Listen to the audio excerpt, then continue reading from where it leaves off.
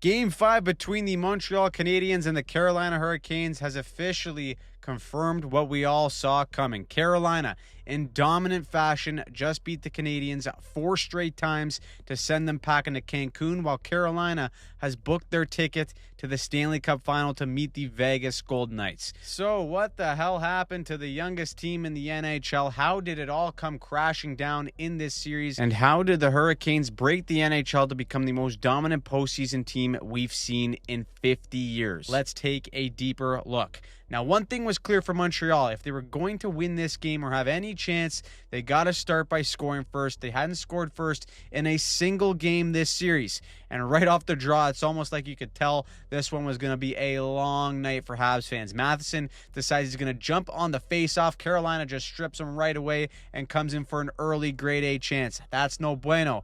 Let's get to the controversy, though. At the halfway point for the first period, Montreal gets a chance to break out, and we talked about it in our Game 4 breakdown on how Montreal wants to make plays with the puck. Now, Carolina has essentially phased that out of their game, especially with them taking away Lane Hudson. One way they've been doing that is by stuffing Montreal when their D try to activate on the weak side. It's a good way to kind of alleviate some of that pressure on the breakout, but Carolina has just been so structured that it hasn't worked either for Montreal. And so here, the Habs are going to try and make a play cross ice. Deneau gets this on the half wall, and you can see the vision right here. There's a potential play to be made on that weak side, but the pass is a little bit too hot, and there's a layer ready to step right up anyways, even if Gouli had possession.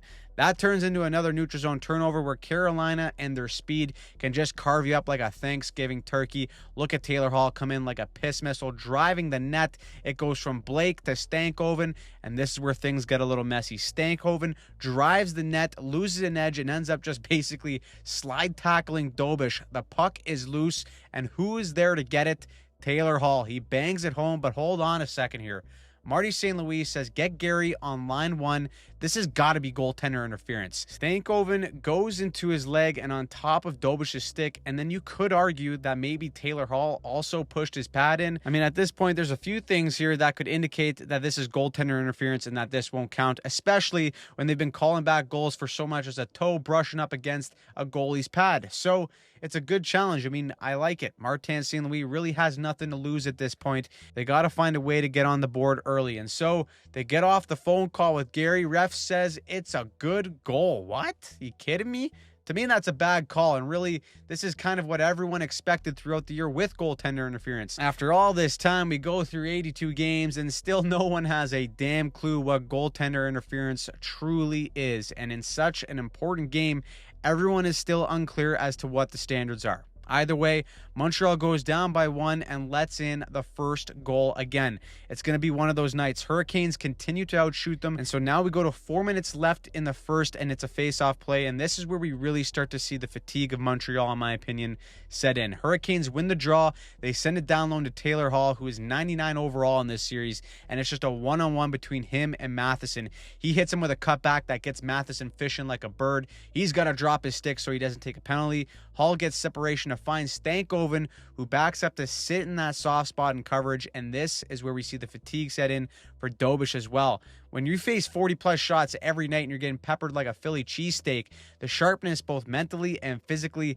is tough to keep up, especially with how well he's been playing. And so out of his RVH here, he doesn't get back up to his feet and get set for the save. And it's also partially because Stankoven is kind of in this awkward area between where the RVH is used. And so as he gets off of his post, he stays in his butterfly and the daylight opens up. And this is a stanky shot by the Stankoven himself, best last name in the league.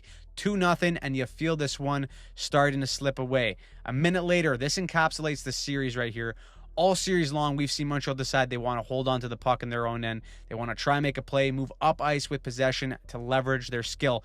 Carolina has been the opposite. It's because they've been there and done that. They know what playoff hockey is about and what works. They played Florida the last 2 years. Sometimes you got to give up the puck in order to get it back. Carolina has been using this high flip play for years now, especially in this series. Look at the Canes D here. He knows that there's pressure coming at him in a hurry, and it's nothing cute. Just a high flip and make it a 50-50 down ice. The Canes forwards know that they're going to do this, so they take off early, and it turns into a foot race. Eric Robinson, that boy, can absolutely fly. He goes between the wickets on Dobish, and there is the reminder for him to close his damn legs. And again, you kind of see a little bit of fatigue there. You think if he hadn't faced all these shots, maybe he comes up with a big save in that first period, but it ends up being 3-0 after one. And honestly, that is pretty much the game. Carolina did add 3 more goals. Caulfield broke the shutout, but the Hurricanes put on a clinic to win 6-1 in Game 5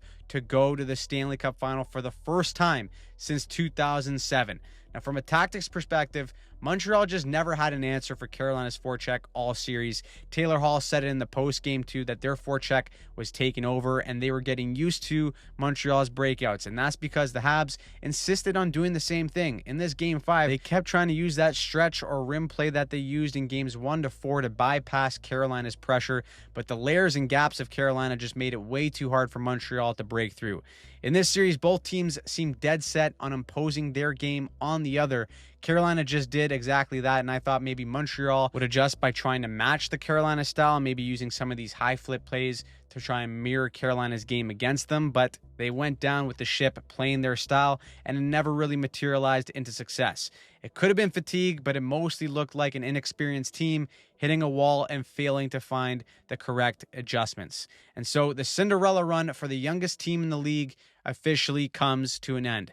They were the youngest team in the NHL this season, and they had significant growth as the year went on. This core of Hudson, Suzuki, Dobish, Caulfield, Slavkovsky, Demidov, they are all just about to hit their prime. And just 4 years ago, they finished dead last in the NHL standings, and now they've made it all the way back to the conference finals.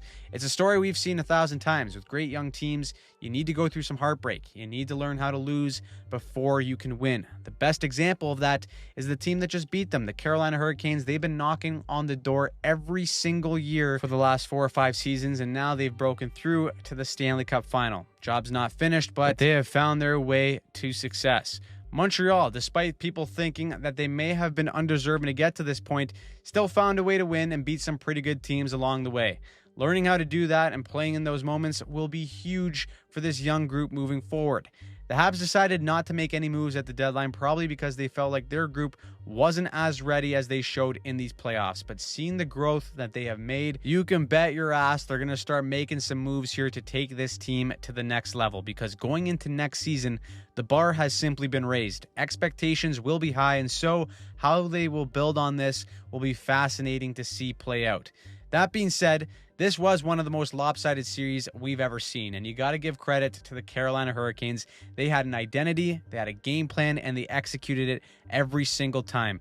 There's some really great stories on this Hurricanes team. I love this for Fred X. He had a great series, and Claude Lemieux, who sadly passed away a few days back, was Anderson's agent, and he played through this game with a lot of emotions, and he played incredibly well. A lot of people have doubted Freddie, myself included, but the numbers have him amongst some of the best in the game. He's allowed just 20 goals in 13 playoff games, and he's got a potential to shatter some records that have been set by some of the game's greatest goalies of all time. This Hurricanes team is one of the most dominant that we've ever seen up until this point. They're only one of 3 teams in NHL history to be 12-1 to start the playoffs. It has been 50 years since the last team did it, and that team was the 76 Canadiens. Now, this series has sparked a few debates. First is the playoff format. Pete Blackburn had a tweet that said, over the last 5 years, more than half of the NHL's conference finals have ended in 5 games or fewer. None of them have gone 7 games, which only has fans with more of a desire to go back to the traditional 1v8 format. Some fans feel that as the playoffs go on, the quality of hockey is starting to dip as some heavyweights get sent to Cancun early in the first round due to the format. They might have a point there. Now, the other debate is that this might be the least watched Cup finals in recent memory because of the markets. You got Vegas versus Carolina, 2 non-traditional markets, but I'm telling you right now, the quality of hockey in this series will be some of the best that we've seen in these playoffs. It will be a tactical war between these 2 teams. We're going to cover it fully in our Stanley Cup Final preview coming within the next few days, but it is a style clash that's going to make for one hell of a series going forward. So, what surprised you? Who pissed you off about these games? Let me know in the comments down below. As always, I'm Anthony from Hockey Psychology. We do all the breakdowns on this channel, and if you want to see more just like this, check out any of the videos here and subscribe to the channel so that you don't miss a single thing.